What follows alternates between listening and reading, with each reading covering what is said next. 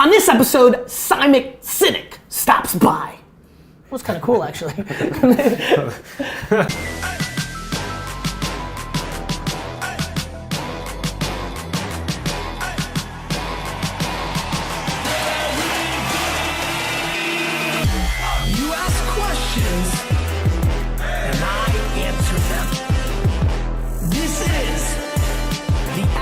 Gary Vee Show. Hey everybody, this is Gary Vee, Nerdchuck, and this is episode 226 of the Ask Gary Vee Show. I'm excited. I have a guest. I actually have a pretty serious focus on the fourth quarter here of not doing too many guests, getting back to kind of the classic version. Even India, Tyler, let's go. Even India is here, so we're going very classic on the show, but I couldn't resist. Simon and I got some drinks together, catching up, and I thought it would be fun to have you on the show. So many of the people that watch this are huge fans of yours. Thank you. Many, as these worlds work, many would be discovering you for the first time, which excites me. I'm excited to get that email 9 months from now saying thank you so much for introducing me to Simon. So there's a lot of selfish wants and needs here in this episode. But Simon's a friend and somebody who I really enjoy spending time with, even though we're both so busy that it happens infrequently. But to the percentage of the audience that doesn't know who you are, why don't you give them a quick little spiel, and then we'll answer some questions, my friend. Sure. My name is Simon Sinek, and I have a clear vision of what I want to build in this world. I imagine a world in which the vast majority of people wake up every single morning inspired to go to work, feel safe when they're there, and return home fulfilled at the end of the day. And everything I do, whether it's writing, speaking, teaching, whatever it is devoted to helping to build that world. And have you always had that for yourself? Past decade. And before then? I would say my career before then was... What did you do before then? I had a marketing consultancy. Got it. Yeah, and I enjoyed myself. I had a passion for what I did, but I meandered. Yeah. I would say that, I think my goals and my visions were very much about me and about the business. I want to build this kind of business. I want to make this kind of money. Yep. And that hasn't been for the past decade. And so, me knowing a little bit more and adding a little more color for the group, you speak, you've written books, you had a breakout speech at the highest of levels. Want to talk about that for a second? Yeah. I think that matters. So a long time ago, I did 2009. It's as long ago as that. There's some older people that watch this. Right. 2009 I wouldn't consider so fucking long ago. Well, I think in this social media world, guys, it's a long time ago. Yeah, long time ago. In 7 years. I gave a TEDx talk in Puget Sound, Seattle, and it's gained some popularity on YouTube. And the folks at TED.com, TED, decided to put it on TED.com, and it went crazy. It went crazy. And when did it go crazy? When did that? It happened. You did it in 2009. I did it at the end of 2009, and they put it on TED.com in May of 2010. Yeah, it seems. It just seems like a lot of people have. How many views did that get? Last time I checked, it's about 27 or 28 million. Yeah, monster. Andy, you're slacking over there. I don't have any 28 millions.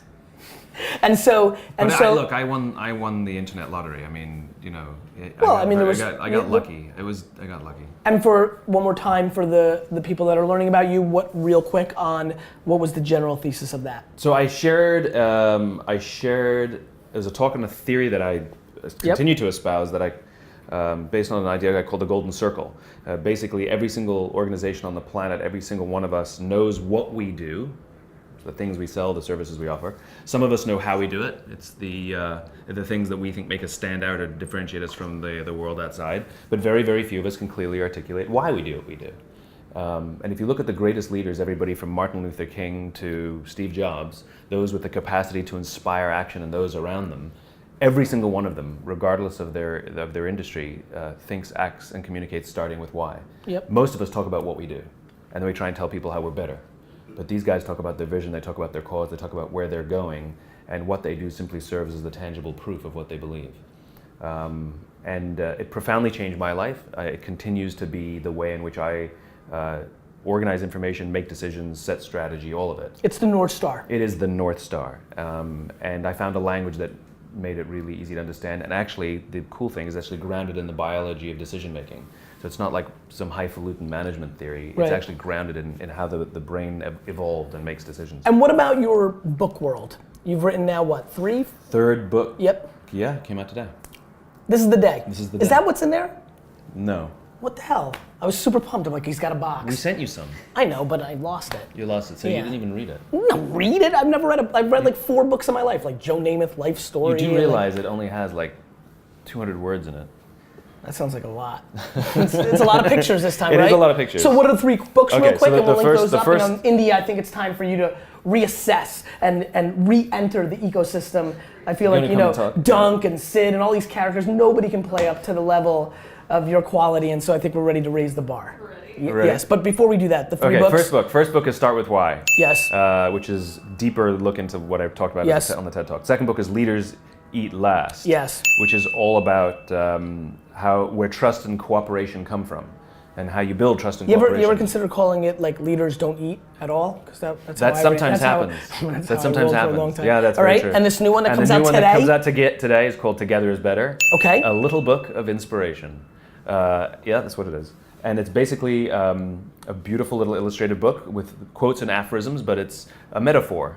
I tell a story of 3 little kids who are dissatisfied with their playground because of a bully, in this case, the metaphor for being a bad boss, and people imagine having a different job or going somewhere else or starting their own business or whatever it is. Yep. And the question is, who has the courage to do that? Yeah. And so basically it's a story of 3 little kids who find the courage to follow their dreams because they learn to help each other. Love it. Yeah, that's what it's about. So all across America, we hope, and the world, we hope to inspire people leaving organizations 3 at a time. 5 at a time. 10. Yeah, I'm good with that. Good. India, let's do it. Oh, a lot of these are all videos, right? Oh, yeah, good. Video. Real questions. Good. I like this. Hi, Gary. Hi, Gary Vee and Simon. I hope all is well. Question that I have for y'all is, can somebody's personal why on why they work for a business vary from the business's why? Or is that just never good? Thanks a lot. Keep climbing. So if it's your business, the business's why and your why are exactly the same thing. Yeah, but he's asking if he works for an organization, he knows the organization's why. I mean, a lot of the people here, right? The organization's why. A lot of them know why. Vayner's why, Sure. but they may have separate whys within it. Can they coexist? Can Sure. an employee's why and an org's Sure. why coexist and everybody wins? Sure. The simple answer is yes, if they go together. Everybody has their own unique why, and the organization has its own unique why. Yes. And if they are You compatible, mean go together in a peanut butter and jelly yeah, kind if of they're metaphor? compatible, then you will look to the people who have joined the company and say, you're a good fit, you belong here, and they will see themselves as a good fit, and each one is mutually beneficial. In other words, it's like any relationship. You and your wife have different whys, but they're compatible. You see her as helping you grow, and she sees you as helping her grow, etc. It's the exact same thing. Which is why. And sometimes it is incompatible. Which is why divorce rates are very high. Well, I don't know. It's sometimes incompatible. That's a decision-making problem. Okay.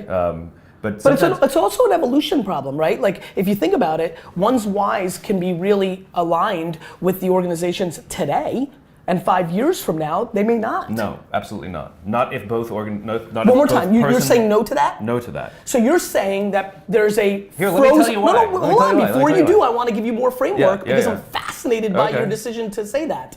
You're saying that things are frozen, and that one's context of how the world, for example, that it's so frozen, both North Stars, that one who's an employee who's rolling quite along and has a why, but then child dies from cancer along the way, isn't reframed into the context of where maybe it's not aligned anymore. No, the word, I wouldn't use frozen. Okay. You're saying that there can be no growth when you use the word frozen. Okay. Your why is fully formed by the time you're in your probably late teens, and the rest of your life is simply an opportunity to live in balance with your why or not, so the decisions you make. And so whether somebody's living, that's why I said before, which is as long as both organization and person are working hard to remain in consistent with their cause, then it works fine. Now, the example you give of someone's child dying, yes. Tragedy doesn't form or change your why. Tragedy usually gives us an opportunity to live our why because it makes everything else in the world seem stupid. Yes.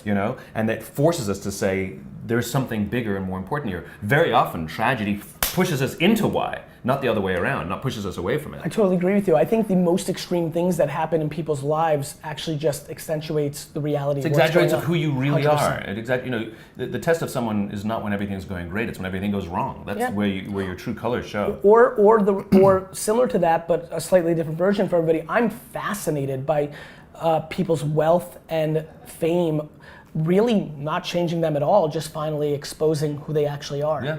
And that's not a tragedy. And that's a hard usually, thing. in theory, a good thing. That's a hard thing. But it's a real thing. Absolutely. All right. So it's fine if they're different, and as long as they're compatible. And this is why you want to know your why, and this is why you want to find out the company's why, because otherwise you're going to make decisions based on money and benefits. And then there's nothing. 100%. It's like making a decision about who to marry based on the bank account. I don't want to sidetrack the show, but it's funny. I'm sitting here. It's why I'm so confident in what I'm building at VaynerMedia, because the platform is being built to be in their benefit, to reverse engineer what they want based on their DNA, whether that is enormous ambition, which is then this is a platform for them to create that, or within a very close ecosystem to me, or quite passive and very nice work life.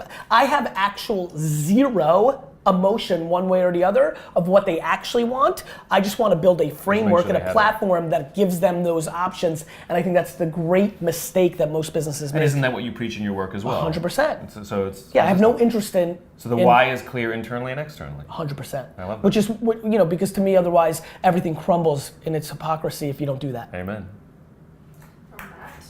Matthew. Hey Gary, Matt LaMarche here in Atlanta, Georgia. Hope you're doing well.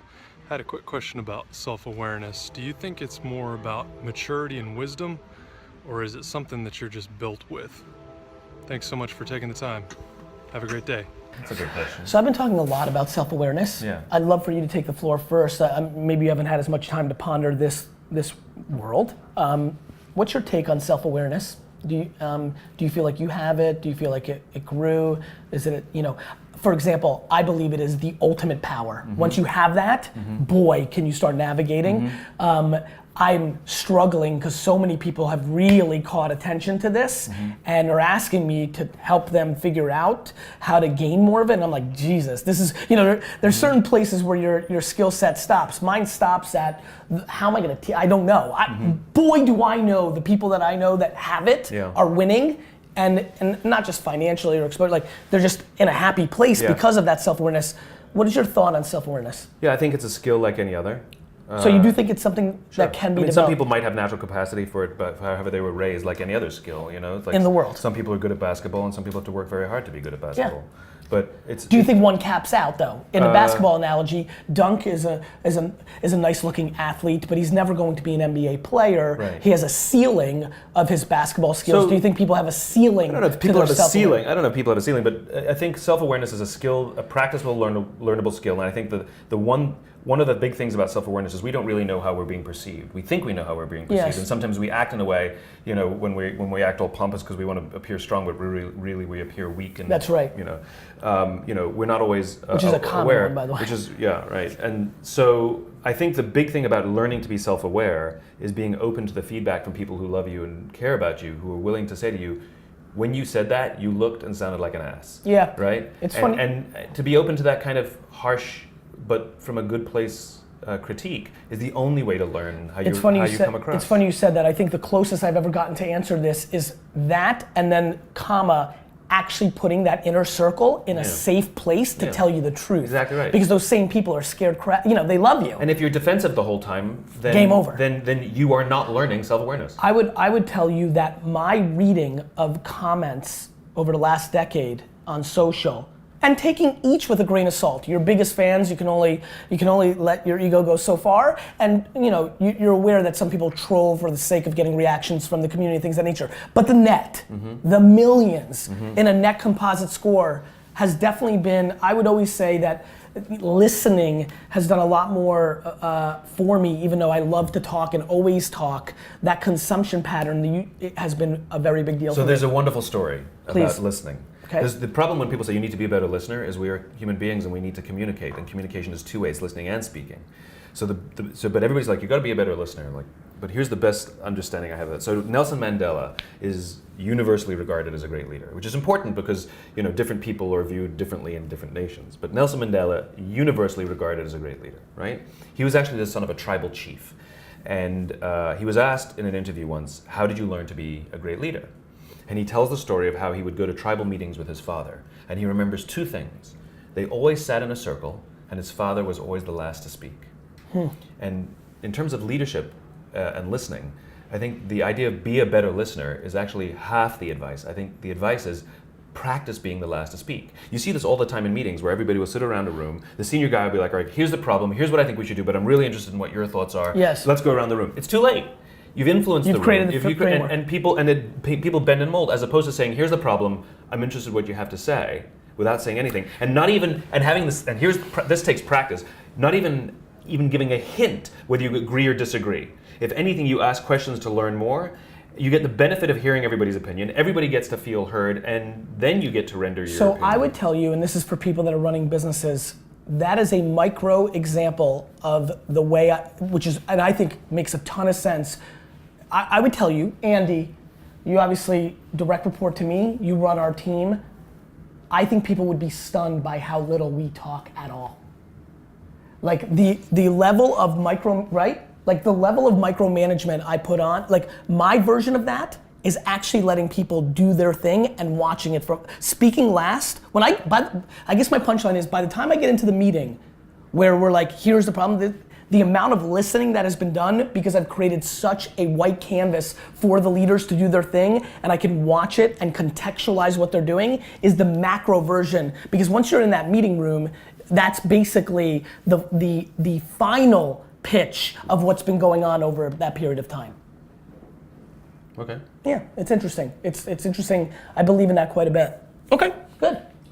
I mean, I think, I on the other hand do think that all skills have a max out. At some level, your hardwiring, limits. So you can't continue to grow till the day you die?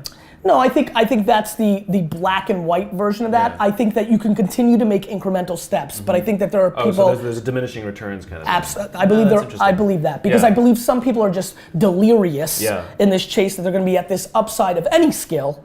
Yeah, and people lose practicality at some level. And the question is where is everybody? If here is the max out, right, or the diminishing returns. That's right. The question is did you stop here? Does anybody even get here? I mean, I think most people are still in here. Which is why I'm always very careful to not play too much to the negative because I don't want somebody to stop here. Yeah. But at the same token, in a world where there's a lot of voices and everybody can do everything, we need to level some level of practicality. Yeah, that's interesting. Oh, thank you.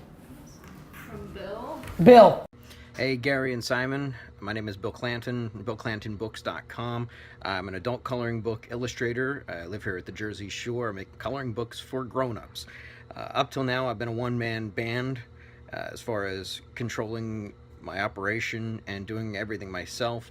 But I'm looking to expand and start building a team. Do you have any suggestions as I grow to help new team members buy into my why or my mission as to why I'm doing this? Is there any best practices or ideas, suggestions to help them buy into what I'm trying to accomplish here? Any suggestions would be great. Thanks a lot and keep up the good work. Yeah. Any suggestions would be great. Sure. Well, suggestions. Well, one is having clarity of why, which is you have to have the ability to talk about or what you believe, what you're trying to build beyond the business itself. So he's into adult coloring books. What specifically? Which puts him, by the way, in a good spot to begin with, right? I mean, if you just think about that in thesis, there's a lot of like smiling that comes along with that. There's like a lot of positive vibes. If that's why he went into it, it could have been for some Zen calm thing or some weird thing. Maybe he's a really bad guy and he's trying to. He's mad at children. So I don't think so. But even beyond the coloring books, like what is it that he imagines? The ability to talk about his vision, and if he can't talk about his why in hard terms, can he tell stories of his own experiences or people he admires that if somebody hears enough of those stories, they can kind of get a sense of who he is. What you'll find is that the better you are at communicating your why, people will want to work for you regardless of the opportunity that you afford them. Like, they want to be a part of it. Yeah. We do a little thing, which we've been doing for years and years and years, called a give and take. Whenever there's any kind of relationship, whether it's an outside partnership or even somebody who joins our team, we do something called a give and take, where we want somebody to be selfish and selfless within the relationship.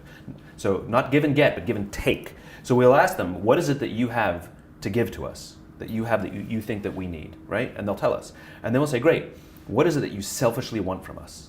And we want them to tell us what they can get from us and no one else. I believe in that so much. And when those things match, you have a balanced relationship. Because, so for example, I've had it with people. They'll tell me what they have to offer, and that's awesome because that's what I want.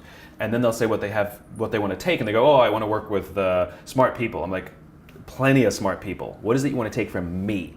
They're like, oh, I want to help build something. Wonderful, do that anywhere. What do you want to take selfishly from me that you can get nowhere else? And if they can't answer the question, I want to engage in a relationship, and the reason is because in time, the relationship is unbalanced, they're going to be giving, but they're not taking, and I don't even know how to give them what they want, then they'll complain they're not making enough money, or because it's not balanced. That's right, and I think that's a big part of it. I think the other thing, as being out there, a lot of people play the reverse of that. Yeah. They want to give you something that is very low in value, and they want something insane in return. Hey Gary Vee, I tweeted about your book. Now I want a job with you. I want you to babysit my dog 4 times a week. Like it's insane with that. Right. So it's about balance. And to me, I've thought a lot about that. I think a lot about it. I call it 51-49. I fully believe in that. Yeah. And then what I always think about is how incredibly important it is to me to slightly give a little bit more, not because I'm the greatest human ever. I actually just think it's a leverage point. I think it's like, I like the feeling, and I'm not sold that, I don't know if that makes me a good guy or a bad guy. It's just my natural state to slightly over deliver as close to the middle as possible. And I like that. So one of the richest guys in China, he might even be since the Alibaba guy, not so much, but one of the richest guys in China, he's a real estate developer, and he always gives the majority share to all his partners. He always does 51-49s or even more on balance. And somebody again sat down with him in an interview and said, why do you never do 50-50 deals? Why don't you? Why do you give away the majority stake in all your partnerships? And he smiled and says, because everybody wants to do business with me. That's right. I mean, it's that easy. Tons of sense. Yeah.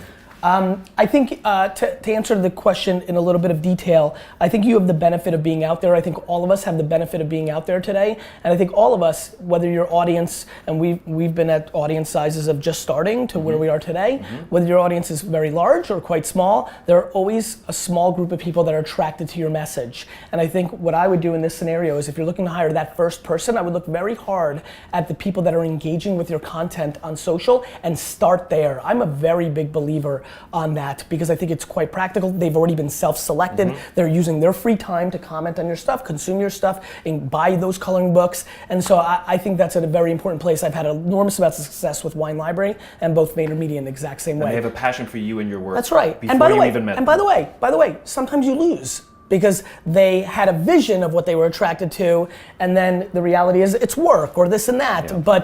But I do like that starting point from a practical nature. JJ. Hey Gary, it is JJ at 97.9 The Blocks in Houston. Had a blast having you on my show earlier this year to talk about your new book, Ask Gary Vee. I read the book. It is amazing. I got a lot of good stuff from it. I've been sharing it with some of my interns and my friends and coworkers, so thank you so much. Today, I have a question for you. I'm releasing a book next month. It's called Without Bruises, A Journey to Hope, Help, and Healing. It's telling my personal story of being in a relationship with a sociopath and, going through mental and emotional abuse.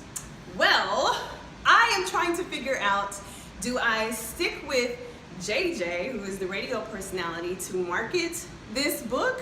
Or do I need to stay away? Because I feel like I can reach a bigger audience, but I'm not sure if that audience is really ready for the girl with the shaved hair, tattoos, who's at the hip hop station. So maybe you can give me some advice on that. Thanks, Gary. Love you. I'll take this one first and then you jump in, Simon. JJ, look, the bottom line is it's not 1984 anymore. It's 2016. You're not gonna hide from who you are. People are gonna figure out you have a shaved head and tattoos. Yeah. You can go under a pseudonym, you can go in disguises. They're going to figure out who you are. So I think everybody wins when they go all in. Listen, first 60 episodes of Wine Library TV. 2006, 10 years ago. I was tempered a little bit because I was scared that the people on Wall Street and these rich people that were buying hundreds of thousands of dollars a year of wine for me would realize I loved wrestling and football, and I cursed that I was jerseyed out. The truth is, the second I realized, wait a minute, if people like this show with 80% of me, what's really gonna happen? The second I went all in on me, it became a totally different outcome, and really I've never looked back, both in the wine industry and who I am today. There are plenty of people in the marketing book world that don't love me. I think the closer one is to me, I don't know, people, you know, there's a LinkedIn post right now where I saw somebody write of like why Gary Vee is really great at social media, and the first comment with 4 likes from other people is, I would want to do nothing like Gary Vee. And I'm like, well, there's 5 people. I mean, and I get it, but I think what you have to take pride in, JJ, and everybody, is if you can live a life where the people that know you the best like you the most, you win. I love that my assistants, we talk about India's 1 week as like the people that know more about my truth win. Like as we've gotten to know each other, we've liked each other more, not less, and that's the game. It's true. I mean, what's the definition of authenticity, right? Everybody's like trying to be authentic, but nobody talks about what authenticity is. Authenticity is saying and doing the things you actually believe.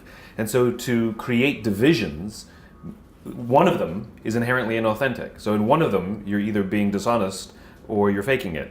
So, or you're hedging, or you're right? hedging. Hedging. Right? So hedging is what pisses me off. I mean, you are who you are, and you want to bring that personality. And at the end of the day, the more authentic you are in all of your work, the more the people who love you for who you are will take your work and will help spread it for you.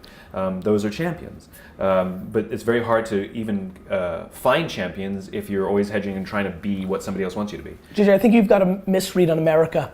I really do. People like you for you, and they like you for your message. And especially if you're you. For example, neither of us fits the role that we expect. I mean, I show up to these meetings in jeans and things, and Gary, you know, he's curses and he shows these things. But people like us for who we are, and the people who don't like us for who we are don't invite us, and that's totally fine. I also think that you've got to understand the American psyche, right? They're not going to care as much about tattoos and shaved heads and things of that nature. America forgives everything except if you're trying to deceive them.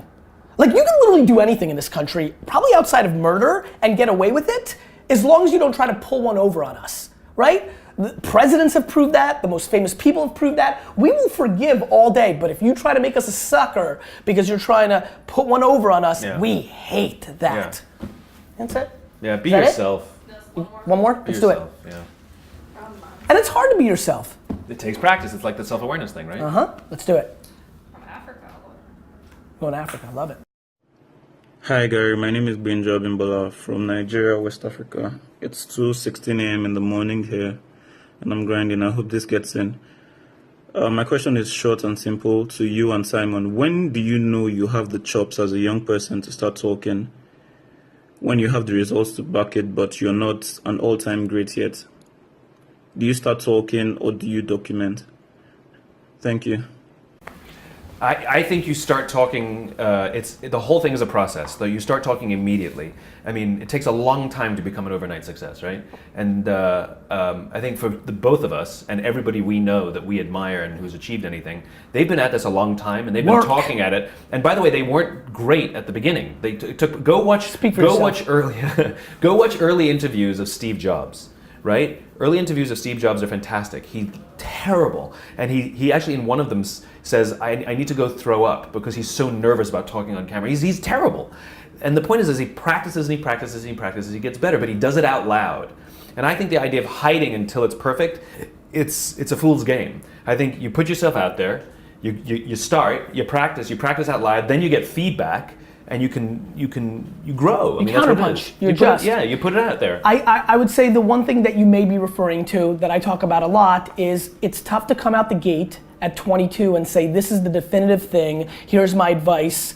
I think talking to the world about your truth, about what you believe, correct, is the game. Is the game. I think what we're seeing on the internet right now, like I'm a 22-year-old. I'm a business coach, guru, and I'm going to teach you. And the only business I have is you're going to pay me $20K, and I'm going to teach you how to charge other people down the ladder $20K to give you advice. That's the bad stuff. So your point of view on the world and like what you believe and where you come from, that's gold. Your process. That's why I talk a lot about documenting instead of creating. It's just your truth. But I agree with you. I mean, there's no substitute for doing. The amount of people that wait for the perfect thing and then never do anything. You know, the most beautiful thing when you're young and you think you have something to contribute is to admit that you don't know everything, admit that you're learning. Yes. If you say, I'm a 22-year-old expert and I can help you do X, Y, and Z, you actually, it's not true. You have, I mean, there's so much more to learn, and everybody knows that. Everybody who is the kind of people that you want. Everybody, the people that are attracted to that are going to do very little for you besides some short-term dollars. Agreed. And if you say, look, I'm in this business, I'm fascinated by it, I'm growing fast, I'm learning fast, I'm still a student of this stuff, but I have this service to offer, that humility is unbelievably attractive, and people want to be a part of that because they know you're showing up to learn, not to... Simon, I don't know if you're paying attention to this, but in reverse what's happening is people are renting expensive things, showing a bullshit lifestyle on Instagram, like, you know, going to, like, they're asking their dad to take $25,000 out in cash from the bank, putting it on a bed, taking a picture, then putting it back in the bed, like just complete and utter fraud. And it pisses me off. That's insane. Yeah, and by the way, like it's just a non-winning game. And you only attract people who want the that, worst. and that's not even who you are. The worst. Anyway, Simon. Probably lying, isn't it? Question of the day. Every guest gets to ask the question of the day. You get to ask them a question. You'll get hundreds of data points back in return that you can adjust to, both on Facebook and YouTube. So what would you like to ask the Vayner Nation? What is on your mind? What would you like to get a good solid survey in return from? I want to know if, whether you have your own business or work for a bigger company, I want to know, do you feel loved and supported by the people around you? Do you feel that the cultures in which you work or the culture in which you're building are ones of cooperation and of trust? Or do you feel like you have to keep your guard up the whole time? You can't really trust anybody, and you definitely can't trust your boss. I want to know that. And if you are feeling supported and loved, tag that person. I think we are just not deploying enough positivity. Agreed. And I think if somebody's doing that amazing thing for you, they would feel very nice when this shows up in their notifications and realize they're doing that for you. Yeah, thanks very much. Yeah. Love you, pal. Wonderful. Thanks a lot. Good. You keep asking questions, we'll keep answering them.